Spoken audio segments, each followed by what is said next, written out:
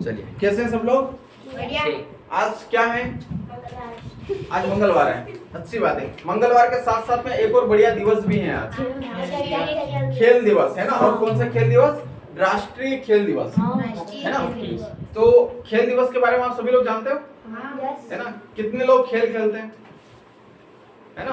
कौन कौन से खेल खेलते हो? मैं पबजी की बात नहीं कर रहा हूँ। कबड्डी, क्रिकेट, खो-खो। हमारे भारत देश के अंदर सुनिए, भारत देश के अंदर जो वास्तविक खेल खेले जाते थे, आप लोग पता है पहले टाइम पर हम लोग बोलते हैं कि हमारे दादाजी 100 साल से जीते हैं, पहले 150 साल से जीते आए हैं है ना। तो वो कब संभव था? जब उनका शरीर वो किसी ना किसी माध्यम से कसरत करवाते थे, योगासन करवाते थे। यानी उठने से लगा करके सोने तक की उनकी दैनिक जो कार्य करने की क्रियाएं होती थी, वो अपने शरीर को निश्चित कसरत करने वाली थी। अब आजकल क्या हो रहा है? हम जो गेम खेल रहे हैं वो पबजी खेल रहे हैं है ना, सांप सीढ़ी खेल रहे हैं तो बैठे बैठे खेल रहे हैं। लड़कियां वो खेलती है पांचा है ना, तो है ना वो अष्टजन पांचा। तो उससे क्या हो रहा है? हमारे शरीर की कसरत नहीं हो पा रही है। इतना चिल्ला चोट करने की नहीं बोला मैंने, है ना। समझ रखा करो हर बात की। आप लोग कहाँ बैठे हो, क्या कर रहे हो, उसकी समझ रखा करो, ठीक है। तो इसीलिए पहले के लोग मजबूत भी थे, उनका खान पान भी पूरी तरह से स्वस्थ था, और जरूरी नहीं कि वो खेल खेलते थे। लेकिन देखा हो आपने कलाम डायरी है ना, पेड़ के ऊपर से 20-20, 25-25 फीट के ऊपर से चढ़ करके कूदते थे है ना। फिर जब ढांढे डोर चराने जाते थे तो वहां पर भी मतलब लंबी कूद लगाते थे है ना। उनके गेम भी कुछ अलग ही थे। 4-5 मिनट ज्यादा बिल्कुल सही बात है। तो अब धीरे धीरे समय जैसे बदलता जा रहा है, तो हम विदेशी टेक्नोलॉजी को अपना रहे हैं और यहाँ से मोबाइल के अंदर में बैठे बैठे गेम खेल रहे हैं। इससे हमारे शरीर को कसरत भी होता है और हमारे शरीर बड़ा बड़ा फिर थोड़े टाइम में बोलते हैं ना 50-60 साल की उम्र में चली गई, बुजुर्ग हुई हो है ना, दादाजी तो जीवी रहा, पापा मर गया। तो ऐसी स्थिति आती है। तो खेल नाम का खेल है, उससे हमारे शरीर की कसरत होती है। तो आज राष्ट्रीय खेल दिवस है, यानी स्पेशली एक आज का दिन खेल के नाम से रखा गया है कि सभी विद्यार्थी, सभी लोग जो भी हैं खेल खेलें। और आज हमने अपनी एकेडमी पर ही एक नई घोषणा किया हुआ है, कर दिया है कि सवेरे जो 6 बजे का टाइम होता है, 6 बजे 5 से 8 बजे के बीच में जो प्रातः काल जो बढ़िया मन लगा करके अध्ययन करने का होता है ना। आप लोगों को पता पहले गुरुकुल होते थे, गुरुकुल पे भक्तिभाव से संबंधित अपने महाभारत, रामायण, भगवान राम जी ने, कृष्ण भगवान ने, उन सबने गुरुकुल में अध्ययन किया है, धनुष बाण चलाते थे, गुरु विद्या सीखते थे। तो एकांत वातावरण में जब वो आंखें बंद करके वे अनुमान लगा सकते थे कि सामने क्या हो रहा है ना। जैसे कभी कभी मेरी नजर बोर्ड की तरफ रहती है और पीछे क्या होता है वो पता चल जाता है ना। कभी कभी हम रात को सोए हुए रहते हैं और हमारे घर के आसपास से एक मोटरसाइकिल निकलती है, तो अपने दिमाग में आ जाता है ये किसकी गाड़ी है, उसकी गाड़ी है। क्यों? क्योंकि हमने आज से पहले उस गाड़ी की आवाज सुन रखी है, हम एक अनुमान लगा सकते हैं ये वो व्यक्ति है। कभी कभी रात को सोते भी है ना, अगर पैर की आवाज हमें कान तक पहुंचते, हम उस पैर की आवाज से पहचान लेते हैं कि ये कौन है, ये वो व्यक्ति होगा। समझ में आ रहा है ना। तो ऐसे कुछ चीजें ऐसी होती हैं जो हमारा जो मस्तिष्क है, हमारा जो माइंड है वो सेट कर लेता। और ये कब संभव है? जब इसके ऊपर आप अध्ययन करते हैं सवेरे के टाइम पर, जब आपका पूरा दिमाग रिफ्रेश रहता है। तो हमने आज से इसका रजिस्ट्रेशन चालू कर दिया है और सवेरे 6 से 8 के बीच में सभी प्रकार की जो क्रियाएं होती हैं, क्योंकि मैं चाहता हूं कि मेरा एरिया, मेरा गांव और मेरा देश में सारे जो विद्यार्थी हैं जो भटक गए अपने रास्ते से, जो मोबाइल की तरफ जा रहे हैं, विदेशों के खेल अपने अपना रहे हैं है ना, तो उनको वापस से एक नई मजबूती मिले और आकर के वो जो भी उनको पसंद का गेम हो है ना, क्योंकि यहाँ पर ऐसा पूरा माहौल क्रिएट हो जाएगा तो धीरे धीरे बढ़िया मजा भी आएगा, योगासन भी हो जाएगा। बड़े लड़कों के लिए जिम सुविधा भी है, और जो बुजुर्ग व्यक्ति होते हैं है ना, बुजुर्ग व्यक्ति होते हैं उनके लिए भी एक प्रकार से कसरत की आवश्यकता होती है, जो चलने में धीरे धीरे पैरालिसिस हो जाता है, किसी बीमारी से ग्रसित होते हैं। तो ये जो माहौल रहेगा ना छोटे बच्चों का, छोटे साथ बड़े सभी लोगों का, तो यहाँ पर बहुत मजा भी आएगा और अपना जो पुरानी परंपरा थी बच्चे वापस से उसी मोड में आ जाएंगे। तो उस लक्ष्य को लेकर के चलते रहे। तो आज राष्ट्रीय खेल दिवस है, मेरी तरफ से आप सभी को ढेर सारी शुभकामनाएं। अब हम अपनी क्लास की तरफ चलते हैं। आज की क्लास, आज से पहले हमने अलग अलग क्लासों का अध्ययन किया है। कल घातांक और करने के माध्यम से हमने कुछ सीखा था है, जिसके अंतर्गत वर्गमूल, घनमूल भी आए थे है ना। अब आज जो हम सीखने वाले हैं प्रतिशत।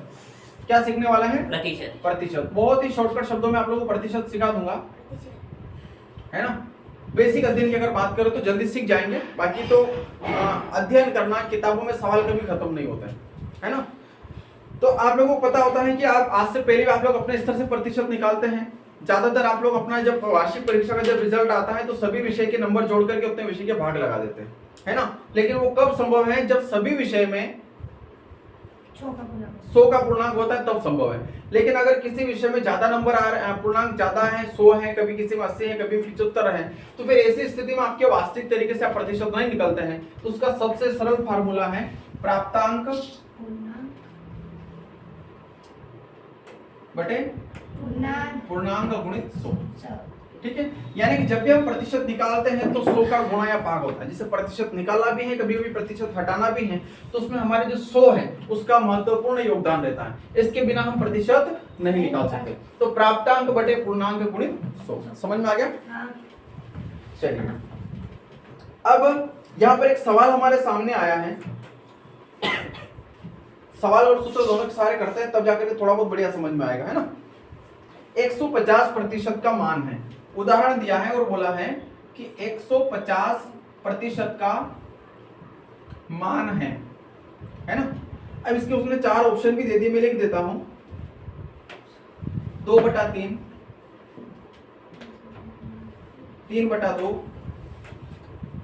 2/5 और 5/2, है ना। 2/3, 3/2, 2/5, 5/2। इसका प्रतिशत हमें निकालना है। अब देखिए, हमें इतना तो मालूम है कि 100 का गुणा और भाग करना है, लेकिन कैसे करना है। ये जो प्रतिशत दिख रहा है आपको, इसका मतलब होता है 1/100। क्या होता है? 1/100। जैसे ही हम प्रतिशत हटाएंगे तो उसकी जगह कितना आ जाएगा? 1/100 आ जाएगा। यानी कि 150 गुणित प्रतिशत की जगह कितना आ गया? 1/100 आ गया। समझ में आ रहा है ना? कहने का मतलब कि हम यहाँ से प्रतिशत हटा रहे हैं, तो प्रतिशत जब हटाएंगे तो कितना आएगा? उसकी जगह 1/100 आ जाएगा। क्लियर? 1 0 से 1 0 पूरी तरह से विभाजित हो गया। फिर 5 तिया 15 और 5 दूनी 10 बराबर कितना आ गया हमारे पास? हमें चाहिए था ये। 4 ऑप्शन में सही है कोई? समझ में आ रहा है ना? प्रतिशत के सवाल इतने सरल सवाल है, अगर ध्यान से हम समझे, बढ़िया तरीके से समझे तो। यहाँ तक समझ में आया कि नहीं आया? आ गया। पक्का? हाँ। एक और सवाल आया है मेरे सामने। 5% को भिन्न में बदलिए, है ना। उदाहरण लिख देता हूं मैं यहाँ पे। 5% को भिन्न में बदलिए। ये भिन्न है, ये क्या मतलब होता है भाई? इस भिन्न का मतलब क्या होता है?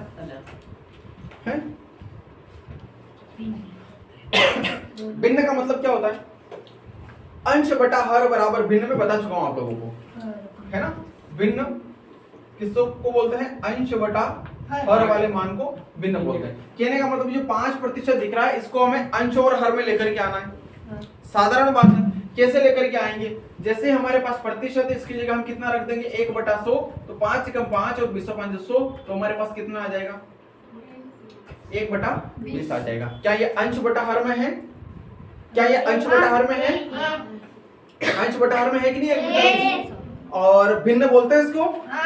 पक्की बात है? बस ये तो करना। हाँ, चलिए, इसका विपरीत उल्टा, है ना। एक सवाल आया है, जैसे हम अभी तक प्रतिशत हटा रहे थे तो क्या कर रहे थे?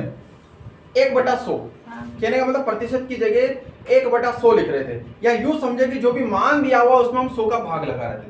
अब अगर प्रतिशत लगाने की अगर बात आती है तो क्या करना पड़ेगा? 100 का गुणा। मतलब इसमें भाग लगा रहे थे, उसमें क्या करना पड़ेगा? भाग लगा रहे थे ना इसमें।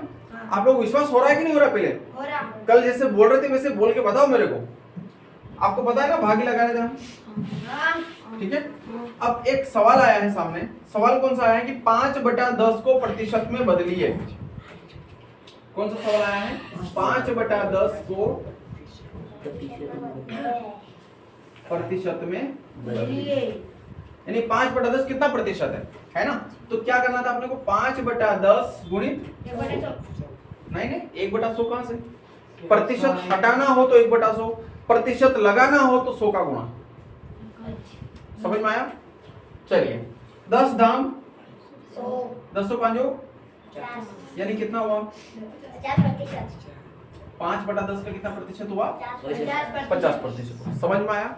चलिए, ऐसे के रिलेटेड कुछ सूत्र हैं जो मैं आप लोगों को लिखवा देता हूं, जिसकी जरूरत आप लोगों को अंदर पड़ेगी। जैसे कि कहीं कहीं प्रतिशत की वृद्धि होती है ना, होती है कि नहीं होती? प्रतिशत की वृद्धि होती है। मैं यहां लिखता हूं प्रतिशत वृद्धि, प्रतिशत वृद्धि। तो यहां पर जो वृद्धि होती है वो वृद्धि, और प्रारंभिक जो राशि थी है ना, अंकों में अगर गिने तो प्रारंभिक अंक, पैसों में अगर गिने तो प्रारंभिक राशि गुणित 100%। समझ में आ रहा है? अगर कमी की अगर बात करते हैं तो प्रतिशत कमी, तो यहां पर कितना आ जाएगा? कमी है ना। यहां पर प्रारंभिक राशि, मैं यहाँ जो राशि शब्द लिख रहा हूं इसको अपने अनुसार आप लिख सकते हैं गुणित 100। ये आपको लगता है कि ये किसी दूसरे रूप में सूत्र मिले आप लोगों को? बिल्कुल लगता है। लाभ हानि सवाल किए हैं? हाँ। लाभ प्रतिशत बराबर होता है लाभ गुणित 100 बटा क्रय मूल्य। यहां पर भी वही है प्रतिशत की वृद्धि यानी कि लाभ प्रतिशत, प्रतिशत वृद्धि मतलब लाभ प्रतिशत। समझ में आ रहा है ना? वृद्धि यानी कि कितने पैसों का लाभ हुआ, प्रारंभिक राशि यानी कि क्रय मूल्य गुणित 100, यानी कि लाभ प्रतिशत बराबर लाभ गुणित 100 बटा क्रय मूल्य। क्रय मूल्य से मतलब जो प्रारंभिक राशि होती है वो। हानि प्रतिशत में अगर देखा जाए तो हानि प्रतिशत बराबर हानि गुणित 100 बटा क्रय मूल्य। मतलब ये जो सूत्र मिले हैं हमें, ये किसी दूसरे रूप में हमें मिले। समझ में आ रहा है ना? चलिए एक प्रश्न लिखो। बोलो। एक व्यक्ति का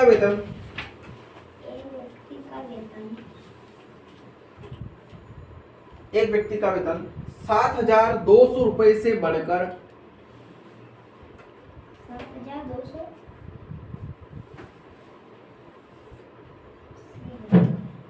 7,200 रुपये से बढ़कर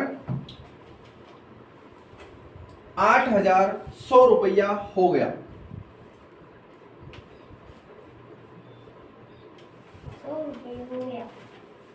कितना हो गया? 8,100 रुपया हो गया। तो उसके वेतन में कितने प्रतिशत की वृद्धि हुई?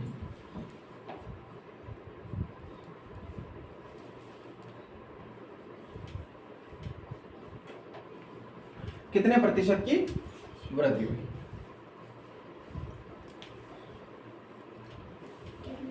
अब देखिए इस सवाल को ध्यान से देखिए, बोर्ड पे मैंने कुछ चीजें लिखी हैं।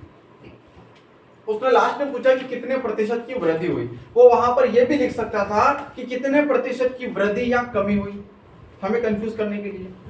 समझ में आ रहा है ना? अब हमें पता कैसे चलेगा कि उसको वृद्धि हुई कि नुकसान हुआ? यूं समझे कि कोई वस्तु हमने 7,200 रुपए में खरीदी और 8,100 रुपए में उसको बेच दी। 7,200 रुपए में खरीदी और 8,100 रुपए में बेच दी, तो लाभ हुआ क्या हानि हुई? लाभ हुआ ना। हाँ। यानी कि वेतन की वृद्धि हुई। तो इसका सूत्र क्या बनता है हमारा? अगर हम उस क्रय मूल्य विक्रय मूल्य के हिसाब से देखते हैं तो लाभ प्रतिशत नहीं, पहले तो लाभ आएगा। लाभ बराबर विक्रय मूल्य माइनस क्रय मूल्य। और इसी को देखते हुए यहाँ पर जो बनता है वेतन वृद्धि, वेतन वृद्धि कितनी? विक्रय मूल्य है ना 8,100 रुपए माइनस अंतिम वेतन माइनस प्रारंभिक वेतन।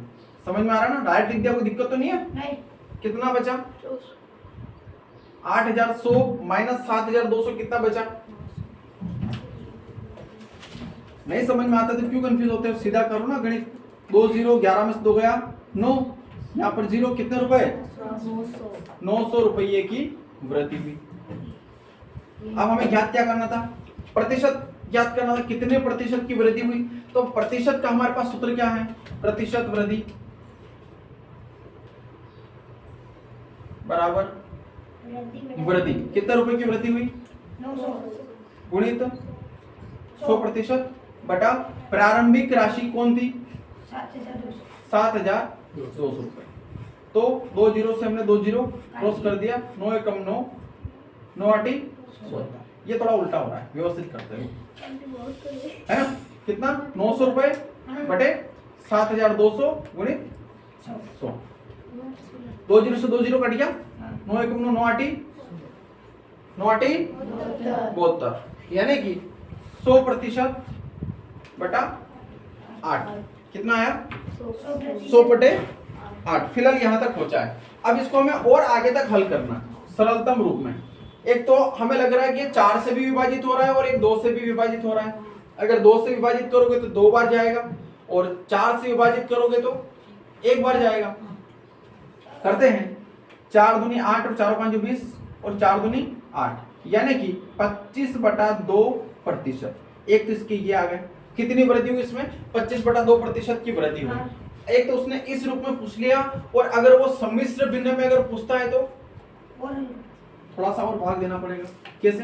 25 में कितने का भाग लगाना है 2 का, 2 एकम 2, ऊपर से कितना उतारा 5, 2 दूनी 4, 1 बचा, दशमलव बढ़ाया, शून्य बढ़ाया, है ना, दशमलव लगाया, शून्य बढ़ाया तो 2 5 नहीं सॉरी नहीं हो जाएगा, पर अपने को दशमलव नहीं लगाना है ना। 2 एकम 2 हो गया, ऊपर से उतारा 5, 2 दूनी 4, कितना बचा 1। अपने को इसी सम्मिश्र भिन्न में इसको लिखना है। तो हर में कितना था अपने पास, बटे में कितना था 2, ठीक है।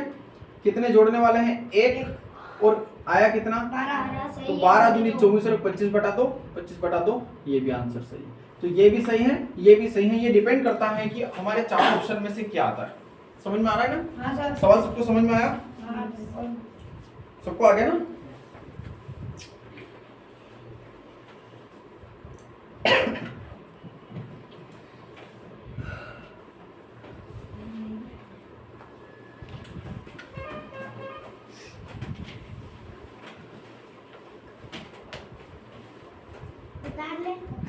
एक सवाल और समझ लो फिर उतारना। चलिए, एक सवाल आया सामने कि 30 किलोग्राम 120 किलोग्राम का कितना प्रतिशत है। समझ में आ रहा है? 30 किलोग्राम 120 किलोग्राम का कितना प्रतिशत है? कितना प्रतिशत है? मान लेते हैं कि 120 किलोग्राम 30 किलोग्राम का x% है ना। मैंने किया 120 किलोग्राम 30 किलोग्राम का 1% है। तो 120 गुणित x बराबर 30, x% बराबर 30। यहां तक समझ में आया है ना? लिखने का तरीका थोड़ा सा रखना पड़ेगा सावधानी पूर्वक, तब हो जाएगा, ठीक है। यानी कि 120 किलोग्राम का x% किसके बराबर है? 30 किलोग्राम के बराबर है। तो अब यहां से आगे जब इसको हल करते हैं तो x% हटाएंगे तो बटे में कितना आएगा, बराबर कितना, 2 जीरो से 2 जीरो, एक ही तो कटेगा। मतलब आधे लोग सोए हुए हैं और आधे लोग जागे हुए हैं, मुझे ऐसे लग रहा है, ठीक है। अब x की जगह x, यहाँ पर भी एक नई चीज आपने को सीखने को मिल रही है। 30 अपनी जगह है सही, हमें याद करना है x का मान। तो x के अलावा जो भी सारा मान हो उसको बराबर से दूसरी तरफ भेजना। तो जो मान गुणा में है वो भाग में जाएगा और जो भाग में है वो गुणा में जाएगा। तो 30 अपनी जगह है सही, ठीक है। ये 10 कई में है, भाग में है, तो कई में चले जाएंगे। एक 12 भाग गुणा में है तो कई में चला जाएगा, भाग में चला जाएगा। क्लियर? चलिए, 2 पंजे और 2 छंग 6 कम 6 पंजो और 5 5 25%। तो 30 किलोग्राम 120 किलोग्राम का 25% है। कितना है? 25% है। इस प्रकार से आसान तरीके से हम ये सवाल कर सकते हैं। एक सवाल और सामने आया है, 9000 का 25% कितना होगा? एक और कर लो, फिर उतार लेना।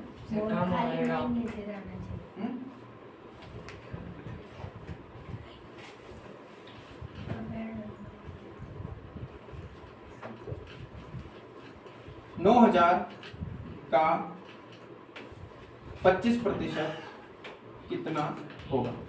तो कितना, 9000 गुणित 25/100, प्रतिशत हटाएंगे कितना आ जाएगा 100। 2 जीरो से 2 जीरो कट जाएगा, 25 में कितना होता है 25 8 है 200 और 25 में 225 सही कह रहे ना। 9000 को कुछ व्यक्त नहीं किया क्या? नहीं, तो 2250 हो जाएगा। अगर आप लोग यहाँ पर रुपये लिख लेते कि 9000 रुपए का 25% कितना होगा, तो 9000 रुपए का 25% 2250 रुपये हो जाएगा। वो थोड़ा समझने के लिए सरल होता है, वो ऐसा बिना सरने वाला नाम अच्छा नहीं लग रहा था उसका। ठीक है, तो आप लोग इन सवालों को समझते हुए आराम से उतारिए, फिर उसके बाद में हम आगे के सवाल करते हैं।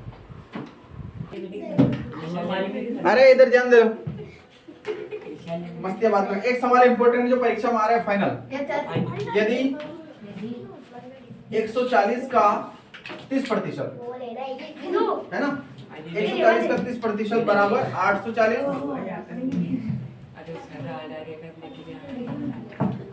का x% हो तो x का मान अपने को याद करना है। समझ में आ रहा है? आ रहा है कि नहीं आ रहा है समझ में? चलिए, तो 140 का 30% यानी कि 140 गुणित 30% बराबर 840 का x% यानी कि 840 गुणित x%। यहां तक ठीक है? हल करना आता है ना? हम एक एक कड़ी जो हल कर रहे थे, अब दोनों तरफ से उसको हल करना और x का मान अपने को निकालना है। तो 140 गुणित 30/100 बराबर 840 गुणित x/100। यहां तक समझ में आया? अब हमें निकालना किसका मान? x का मान। तो x के अलावा जितना भी सारा मान है उधर भेज दो। तो 140 चाहो तो दोनों जीरो से दोनों जीरो काट दो, है ना, और यहाँ पर एक जीरो से एक जीरो काट दो। तो अब यहाँ पर कितना बचेगा? 14 गुणित 3/84 है ना। ये गुणा में है तो उधर जाएगा तो भाग में हो जाएगा, और जो भाग 10 में है ये उधर जाएगा तो काय में हो जाएगा? गुणा में हो जाएगा। बराबर कितना? x। ठीक है, समझ में आ रहा है? चलिए अब हल करते हैं इसको आगे। 2 7 14 और 2 चौक 8, 2 दूनी 4, 3 एकम 3, 3 चौक 7 एकम 7 दूनी 2 एकम 2, 2 5 यानी कि कितना आया? x बराबर कितना आया? 5। समझ में आया ना? x बराबर कितना आ गया? 5 आ गया। तो इस प्रकार के जो सवाल है ये अपने को देखने में लग रहा है कि काफी ज्यादा कठिन है, लेकिन जब आप लोग हल करोगे देखो कितना आसानी से कट गया सारा सवाल। ठीक है ना। तो जब हम अपनी मर्जी से सवाल बनाते हैं ना, बिना प्रैक्टिस किए हुए, तो कैसे भी मतलब अलग अलग वैरायटी उसमें मान रख जाते हैं, लेकिन किताब के सवाल आते हैं उसमें व्यवस्थित तरीके से सारे मान सेट होते हैं ताकि हमें फिर काटने में उनको बिल्कुल भी दिक्कत नहीं आती। समझ में आया यहाँ तक? चलिए एक और सवाल है। 2 4 6 3.2 है ना, प्लस 5 2 3.1 का 12% अपने को ज्ञात करना है। यहां तक ठीक है? इनको जोड़ेंगे तो कितना आएगा? दशमलव से उधर वाला मान उधर जोड़ना है। 2 4 6 3.2 और 5 2 3.1, इन दोनों का सबसे पहले क्या करना है? जोड़। तो 3 6 8 9 2 का 12% यानी कि गुणित 12/100। ठीक है, इसको हल करना है अपने को। तो 12 का गुणा करेंगे इसमें तो कितना आएगा? 12 36 का 6, 12 फसिल 12 72 और 3 75 का 5 हसील 7, 12 96 और 7